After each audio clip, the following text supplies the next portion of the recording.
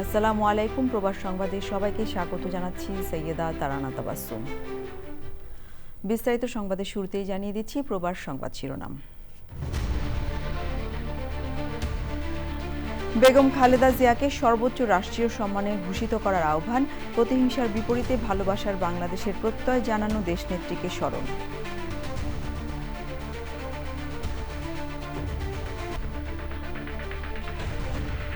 বাংলাদেশের নির্বাচনী উত্তাপ ছড়িয়ে পড়েছে পর্তুগাল প্রবাসীদের মধ্যে। দেশ থেকে হাজার মাইল দূরে থাকলেও মন দেশের রাজনীতি আর ভবিষ্যৎ নেতৃত্বের দিকে।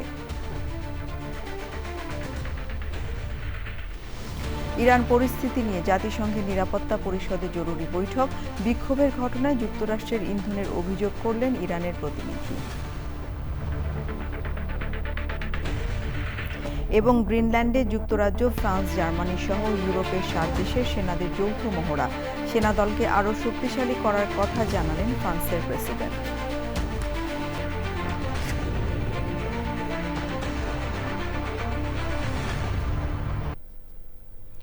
সংবাদ শিরোনামগুলো জানাচ্ছিলাম। এখনকার এই সংবাদ আয়োজন একই সঙ্গে চ্যানেল আইয়ের ইউটিউব চ্যানেলে এবং চ্যানেল আইয়ের ওটিটি প্ল্যাটফর্ম আইস্ক্রিনে লাইভ স্ট্রিম হচ্ছে।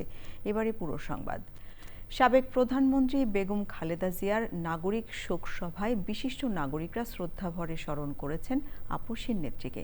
তারা বলেছেন, প্রতিহিংসা নয়, ভালোবাসার বাংলাদেশ গড়ে তোলার বেগম জিয়ার এই আদর্শ নিয়েই আগামীর গণতান্ত্রিক পথের যাত্রা হওয়া উচিত। বেগম খালেদা জিয়াকে সর্বোচ্চ রাষ্ট্রীয় সম্মাননা দেওয়ার আহ্বানও জানানো হয় শোকসভা থেকে। রাহুল রায়ের রিপোর্ট। গত 30শে ডিসেম্বর সাবেক প্রধানমন্ত্রী বেগম খালেদা জিয়ার মৃত্যুর পর তার জানাজার নামাজে দেশের ইতিহাসে সবচেয়ে বড় জমায়েত হয়েছিল জাতীয় সংসদ ভবনের সামনে ও মানিক মিয়া অ্যাভিনিউ সহ আশপাশের এলাকায়। 3 দিনের রাষ্ট্রীয় শোক পালন করা হয়েছে আর 7 দিনের শোক পালন করেছে বিএনপি।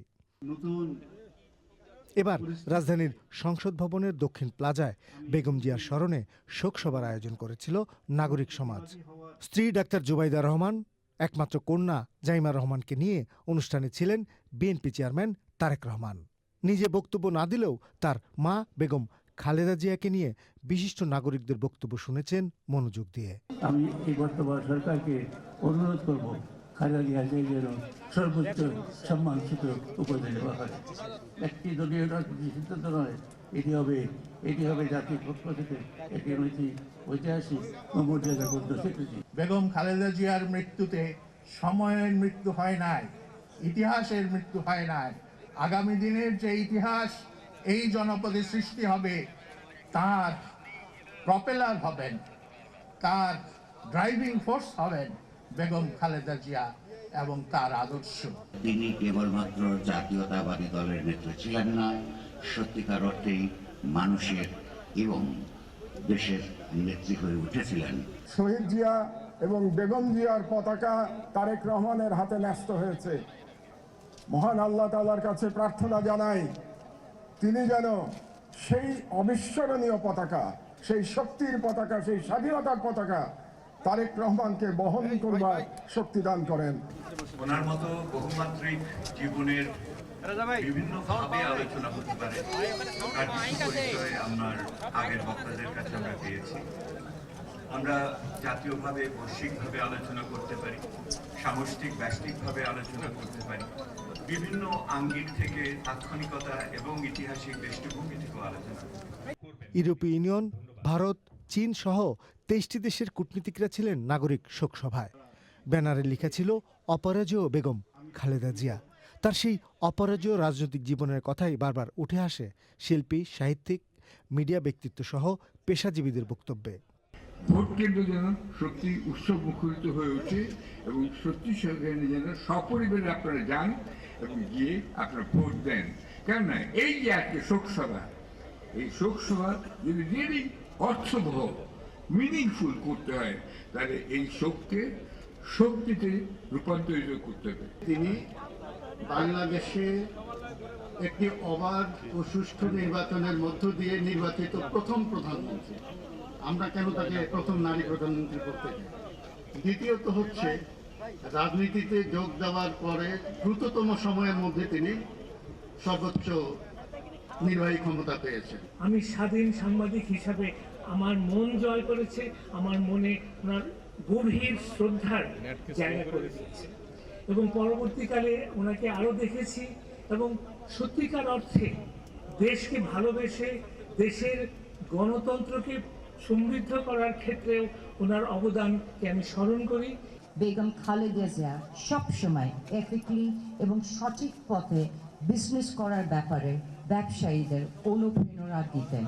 ছাত্রদের প্রতি এবং শিক্ষকদের প্রতি এত অনুভূতি যে ছাত্ররা শিক্ষকরা চিরদিন মনে রাখবে এবং বিশ্ববিদ্যালয়ের চিরদিন স্মরণ করবে শ্রদ্ধার সাথে। ওনার অনেক অসাধারণ কিছু বৈশিষ্ট্য ছিল। উনি সৎ ছিলেন, দৃঢ়প্রতিজ্ঞ ছিলেন, আত্মত্যাগী ছিলেন, দেশপ্রেমিক ছিলেন। ওনার মধ্যে রুচির এক অবিস্মরণীয় প্রকাশ ছিল, পরমত সহিষ্ণু ছিলেন। বিশিষ্ট নাগরিকরা বলেছেন, বেগম খালেদা জিয়ার মৃত্যু যেমন শোকের, তেমনি তার জীবনাদর্শ এক মহান শক্তি। বক্তব্য শেষে বিশেষ দোয়া ও মোনাজাতের মধ্য দিয়ে শেষ হয় সাবেক প্রধানমন্ত্রী বেগম খালেদা জিয়ার স্মরণে নাগরিক শোক সভা। রাহুল রায়, চ্যানেল আই, ঢাকা। বাংলাদেশের নির্বাচনী উত্তাপ ছড়িয়ে পড়েছে পর্তুগালের প্রবাসী বাংলাদেশিদের মধ্যেও। সন্ধ্যা নামতেই বাংলাদেশি অধ্যুষিত এলাকার চায়ের দোকানে আড্ডায় জমে ওঠে নির্বাচনী আলোচনা। দেশ থেকে হাজার মাইল দূরে থাকলেও তাদের মন দেশের রাজনীতি আর ভবিষ্যৎ নেতৃত্বের দিকে। পর্তুগাল থেকে জানাচ্ছেন হাফিজ আল আসাদ। বাংলাদেশের জাতীয় নির্বাচনকে কেন্দ্র করে যখন দেশের রাজনৈতিক পরিবেশ উষ্ণ হয়ে উঠেছে, সেই একই নির্বাচনে আমেজ ছড়িয়ে পড়েছে দূর ইউরোপের দেশ পর্তুগালও। সেখানে বসবাসকারী প্রবাসী বাংলাদেশিরা এখন আলোচনায় ব্যস্ত নির্বাচন নিয়ে। সন্ধ্যা নামতেই বাংলাদেশ অধ্যুষিত এলাকায় চায়ের দোকানে জমে ওঠে চায়ের আড্ডায় নির্বাচনী আলাপ। বাংলাদেশের নির্বাচনের সময় ঘনিয়ে আসার সঙ্গে সঙ্গে দেশের তৎপরতার পাশাপাশি প্রবাসেও দেখা যাচ্ছে তার প্রতিফলন। পর্তুগালের বিভিন্ন শহর, লিসবন, পর্তু, ফারো সহ উল্লেখযোগ্য বাংলাদেশ অধ্যুষিত এলাকায় চলছে এখন নির্বাচনী আমেজ। বাংলাদেশের নির্বাচন আসলে যেমন সবখানে আনন্দ উৎসবতা থাকে, ঠিক তেমনি আমরা প্রবাসীরা এই প্রবাসের মাটিতে পর্তুগালেও ঠিক তেমনি নির্বাচনী আমেজ হইতেছে আমাদের সবার মুখে মুখে। ইনশাআল্লাহ ভালো একটি নির্বাচন হলে সুন্দর একটি দেশ আমরা গড়ে তুলবো। এই আমরা প্রবাসীরা এটাই আমরা সবসময় প্রত্যাশা করি। আমাদের দেশের শান্তি, সুখ, সমৃদ্ধি এগুলো আমরা চাই। প্রবাস থেকে আমরা চাই এই নির্বাচন সুষ্ঠু এবং সুন্দরভাবে হোক।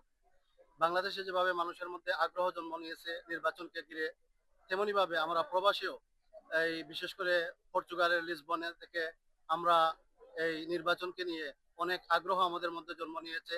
প্রবাসী বাংলাদেশিরা বলছেন, দেশ থেকে কয়েক হাজার কিলোমিটার দূরে থাকলেও তাদের মন সবসময় থাকে দেশের রাজনীতি এবং ভবিষ্যৎ নেতৃত্বের দিকে।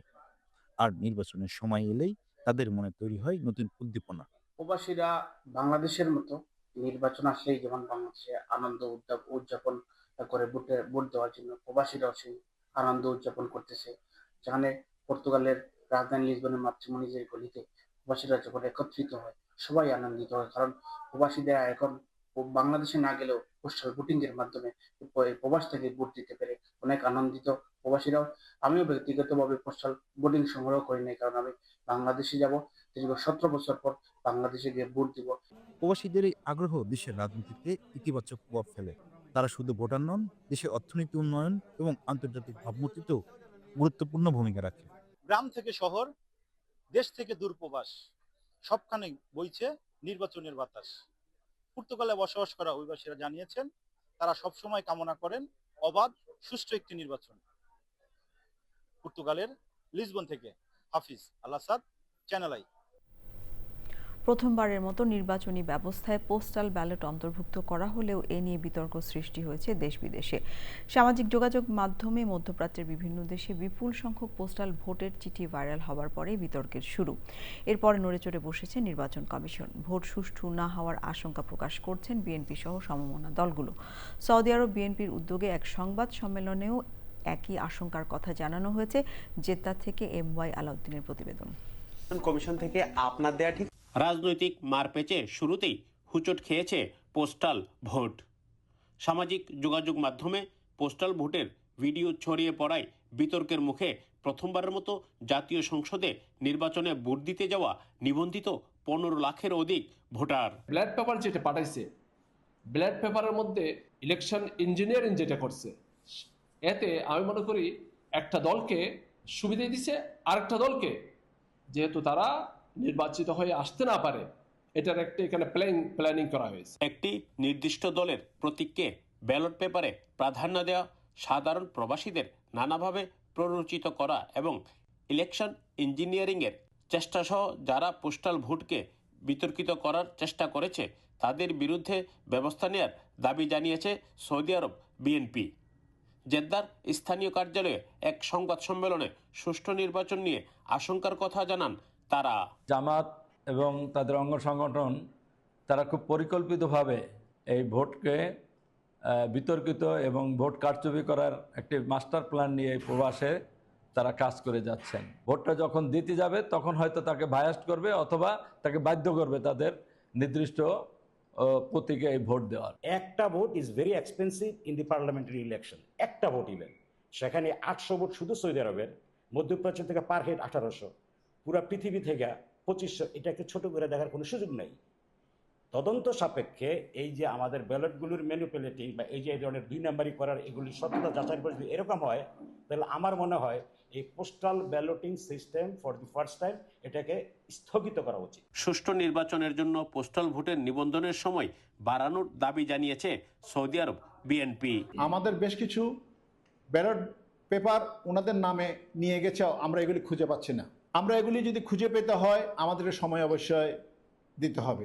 আরও 1 সপ্তাহ যেন ওনারা টাইমটা বাড়িয়ে দেয়, তাহলে আমরা সকল ভোটাররা আমরা ভোট দিতে পারবো। সৌদি আরব সহ মধ্যপ্রাচ্যে বিএনপির শক্তিশালী সংগঠন, বিপুল সংখ্যক কর্মী সমর্থক থাকার পরেও নির্বাচনী দৌড়ে পিছিয়ে থাকায় কেন্দ্রীয় নেতৃত্বকে দায়ী করছেন বিশ্লেষকরা। রাজনৈতিক দলগুলোর মধ্যে যে দল খুব সঠিকভাবে তারা প্ল্যান করে আগে থেকেই তাদের প্রবাসীদের মধ্যে কতটুকু ভোটার কালেক্ট করবে, তাদের কর্মীরা প্রত্যেকটা ভিলায় গিয়ে প্রত্যেকটা অ্যাকোমোডেশনে গিয়ে তারা কিন্তু এই কাজগুলি করছে। তারা প্রাইভেসি যে জিনিসটা ভোটের ক্ষেত্রে সেটা হয়তো লঙ্ঘন করছে, সেটা নির্বাচন কমিশন চাইলে তাদেরকে আইডেন্টিফাই করতে পারে।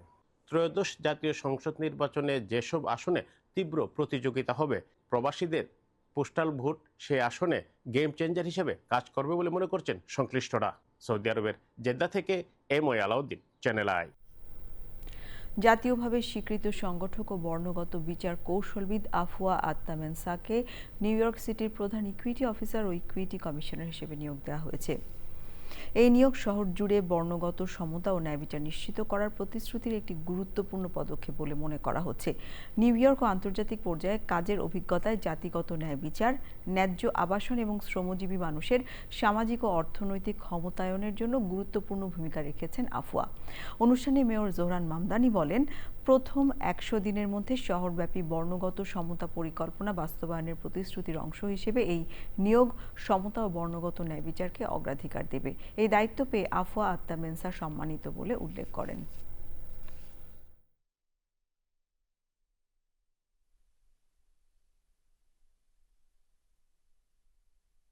I will turn to AFIA to organize this office into a force of genuine political change. And I want to thank Commissioner Sadea Sherman and her team for their work in building this office to where it is today. There are many New Yorkers still awaiting the racial equity plan that was promised to them and the incredibly important information that it would contain. Under AFIA's leadership, I am proud to announce that a preliminary citywide racial equity plan will be crafted and published within the first 100 days of our administration. যুক্তরাষ্ট্র জুড়ে চলছে আইস বিরোধী বিক্ষোভ। বিভিন্ন স্টেটে আইসের অভিযানে মানবাধিকার ক্ষুণ্ণ হওয়ার অভিযোগ আনছেন মানবাধিকার সংস্থাগুলো। এরই মধ্যে বাংলাদেশি বংশোদ্ভূত এক নারীকে আটক করে টেনে হিঁচড়ে গাড়িতে তোলার ভিডিও আলোড়ন তুলেছে। আইসের অভিযান ও বিক্ষোভ নিয়ে পান্না আক্তারের বিশ্লেষণ। বিশ্বব্যাপী নারীর অধিকার নিয়ে কথা বলা যুক্তরাষ্ট্র এখন যেন উল্টো পথে হাঁটছে। রেনি নিকোল গুডকে হত্যার পর এবার বাংলাদেশি বংশোদ্ভূত মার্কিন নাগরিক আলিয়া রহমান নামের এক নারীকে টেনে হিঁচড়ে গাড়িতে তুলেছেন আইস সদস্যরা। এই ঘটনার ভিডিও ছড়িয়ে পড়ার পর দেশটিতে ব্যাপক আলোচনা তৈরি হয়েছে। ভিডিওতে দেখা যায় যুক্তরাষ্ট্রের মিনিয়াপোলিসে বিক্ষোভ চলাকালে আইসের অভিযানে বাংলাদেশি বংশোদ্ভূত এক মার্কিন নাগরিক নারীকে জোরপূর্বক আটক করা হয়েছে। ওই নারীকে টেনে হিঁচড়ে একটি গাড়িতে তুলে নেন আইস সদস্যরা। বিবিসির প্রতিবেদনে বলা হয়, মিনিয়াপলিসে বিক্ষোভের সময় আইস এজেন্টরা বাংলাদেশি বংশোদ্ভূত মার্কিন নাগরিক সফটওয়্যার ইঞ্জিনিয়ার ও অধিকার কর্মী আলিয়া রহমানকে জোরপূর্বক তার গাড়ি থেকে টেনে বের করে। এ সময় একটি গাড়ির জানালাও ভেঙে দেওয়া হয়। মানব অধিকার ও এলজিবিটি অধিকার নিয়ে সোচ্চার আলিয়া রহমানের বিরুদ্ধে অফিসারদের কাজ বাধাগ্রস্ত করা এবং অভিযান অবরুদ্ধ করার অভিযোগ আনা হয়েছে। তবে তার বিরুদ্ধে আনুষ্ঠানিকভাবে কোনো মামলা দায়ের করা হয়েছে কিনা তা এখনও স্পষ্ট না। অন্যদিকে চলতি সপ্তাহে যুক্তরাষ্ট্রের বিভিন্ন অঙ্গরাজ্যের অভিবাসন আদালতের শুনানিতে উপস্থিত হওয়া কয়েক ডজন অভিবাসীকে গ্রেফতার করেছে আইস। আটক অভিবাসীদের আইনজীবীরা জানিয়েছেন, এসব অভিযানে মূলত 2 বছরের কম সময় ধরে যুক্তরাষ্ট্রে বসবাসকারী অভিবাসীদের লক্ষ্য করা হয়েছে। এসব ঘটনা যুক্তরাষ্ট্রের অভিবাসন নীতি, মানবাধিকার এবং ফেডারেল বাহিনীর ক্ষমতার প্রয়োগ নিয়ে নতুন করে বিতর্ক উস্কে দিয়েছে। এছাড়া মিনেসোটার পরিস্থিতি ঘিরে কড়া হুঁশিয়ারি দিয়েছে মার্কিন প্রেসিডেন্ট ডোনাল্ড ট্রাম্প। নিজের মালিকানাধীন সামাজিক যোগাযোগ মাধ্যম ট্রুথ সোশ্যালে দেওয়া এক পোস্টে তিনি বলেন, মিনেসোটার রাজনীতিবিদরা যদি আইন না মানে এবং আইস কর্মকর্তাদের উপর হামলা ঠেকাতে ব্যর্থ হন, তাহলে তিনি বিদ্রোহ আইন প্রয়োগ করবেন।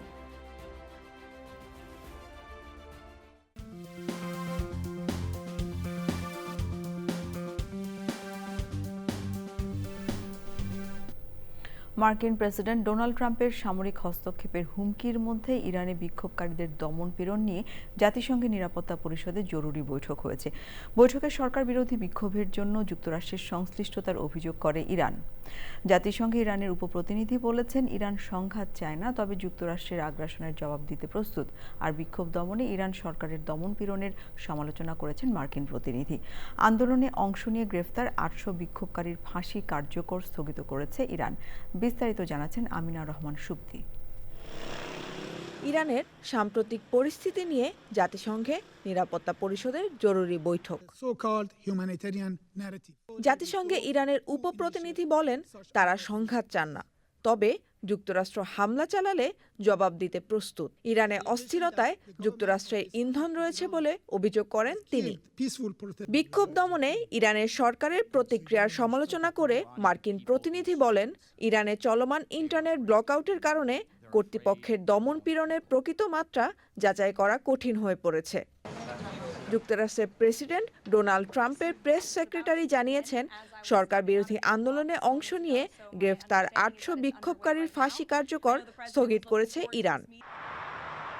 এদিকে বৃহস্পতিবার বার্তা সংস্থা এএফপিকে দেয়া এক সাক্ষাৎকারে সৌদি আরবের একজন ঊর্ধ্বতন কর্মকর্তা জানিয়েছেন, ইরানে মার্কিন হামলা ঠেকাতে দেশটিকে আরও একবার সুযোগ দেওয়ার জন্য মার্কিন প্রেসিডেন্ট ডোনাল্ড ট্রাম্পকে রাজি করিয়েছে সৌদি আরব, কাতার ও Oman. Amina Rahman Supti, channel I. Greenland দখলে মার্কিন প্রেসিডেন্ট ডোনাল্ড ট্রাম্প ইচ্ছা প্রকাশের পরই ইউরোপের 7 দেশের সেনা পৌঁছেছে ডেনমার্কের আধা স্বায়ত্তশাসিত অঞ্চলটিতে। এ দলে যুক্তরাজ্য, France, Germany, Sweden, Norway, Finland ও নেদারল্যান্ডসের সেনারা রয়েছেন। যৌথ মহড়ায় অংশ নিতে বৃহস্পতিবার গ্রিনল্যান্ডের রাজধানী নুকে পৌঁছান তারা। এদিকে ফ্রান্সের প্রেসিডেন্ট ইমানুয়েল ম্যাক্রো জানিয়েছেন, দ্রুতই স্থল, বিমান ও নৌ সক্ষমতা বাড়িয়ে সেনাদলকে আরও শক্তিশালী করা হবে। বিস্তারিত মীর আমিরুল আলমের রিপোর্টে।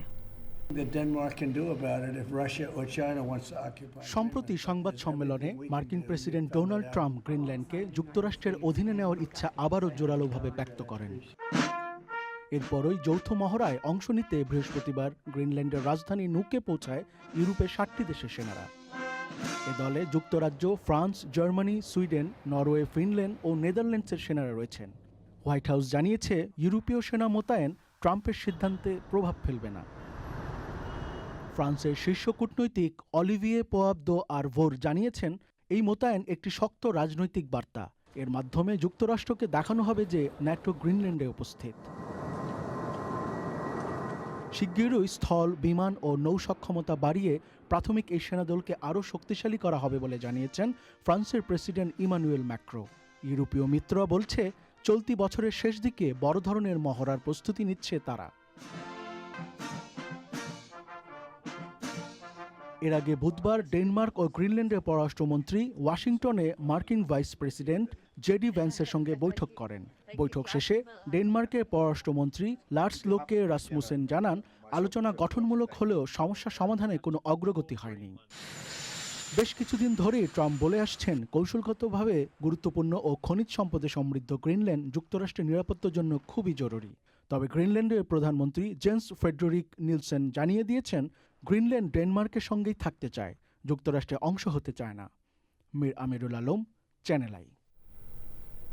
নিউ জার্সির হিলসবরো টাউনশিপে এক মা তার 2 শিশু সন্তানকে হত্যা করেছেন বলে জানিয়েছেন প্রসিকিউটররা। প্রসিকিউটরদের তথ্য অনুযায়ী মঙ্গলবার সন্ধ্যায় শিশুদের বাবা জরুরি নম্বরে সাহায্য চেয়ে ফোন করেন। ঘটনাস্থলে পৌঁছে জরুরি কর্মীরা চেষ্টা করেও 2 শিশুকে বাঁচাতে পারেননি। প্রাথমিক তদন্ত শেষে শিশুদের মা প্রিয়া থার্সিনী নটরাজনকে গ্রেফতার করা হয়, তবে শিশুদের মৃত্যুর সুনির্দিষ্ট কারণ প্রকাশ করা হয়নি। ময়না তদন্ত রিপোর্টের পর এ বিষয়ে বিস্তারিত জানা যাবে বলে জানিয়েছে কর্তৃপক্ষ। নিহত 2 শিশু সানিমিড এলিমেন্টারি স্কুলের শিক্ষার্থী ছিল।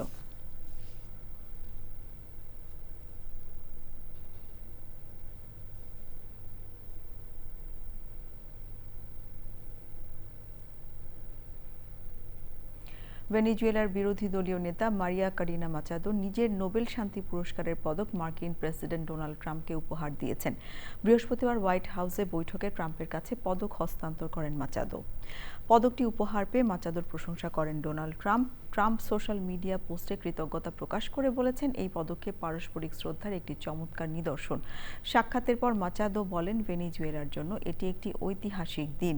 প্রেসিডেন্ট ট্রাম্পের উপর তারা ভরসা করতে পারেন।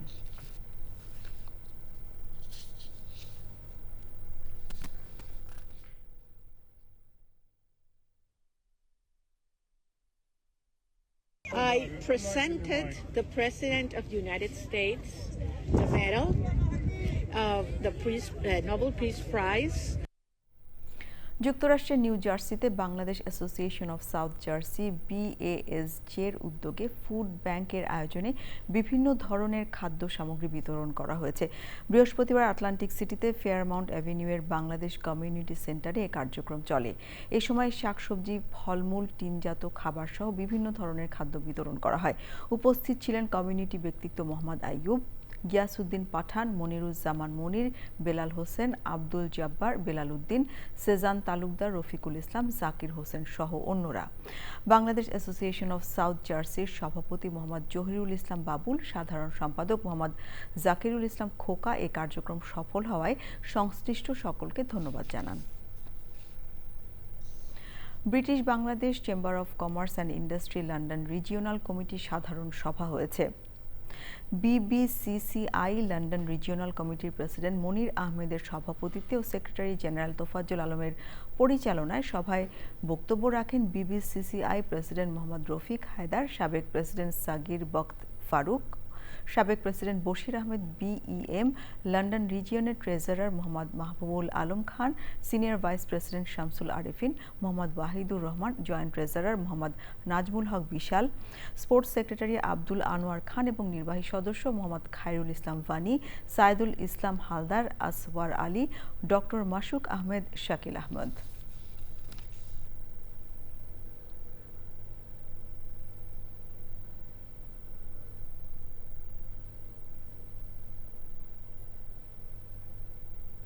সংবাদ শেষ করব, তবে যাবার আগে প্রবাস সংবাদ শিরোনামগুলো জানিয়ে দিচ্ছি আরও একবার।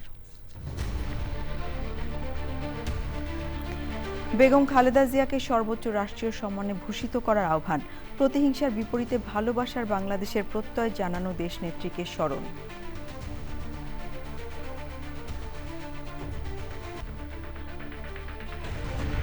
বাংলাদেশের নির্বাচনী উত্তাপ ছড়িয়ে পড়েছে পর্তুগাল প্রবাসীদের মধ্যে।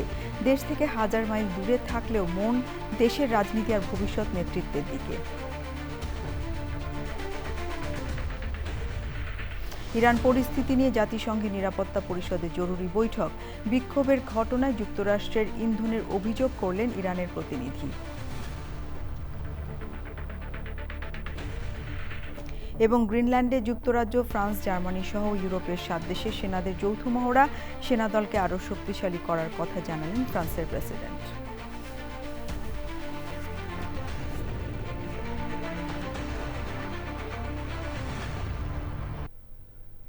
চ্যানেল আইয়ের সর্বশেষ সংবাদ জানতে ভিজিট করুন channelionline.com-এ। যুক্ত থাকুন আমাদের সোশ্যাল মিডিয়া প্ল্যাটফর্মগুলোর সাথে। এই ছিল আমাদের প্রবাস সংবাদ আয়োজন। ধন্যবাদ সবাইকে এতক্ষণ সঙ্গে থাকার জন্য।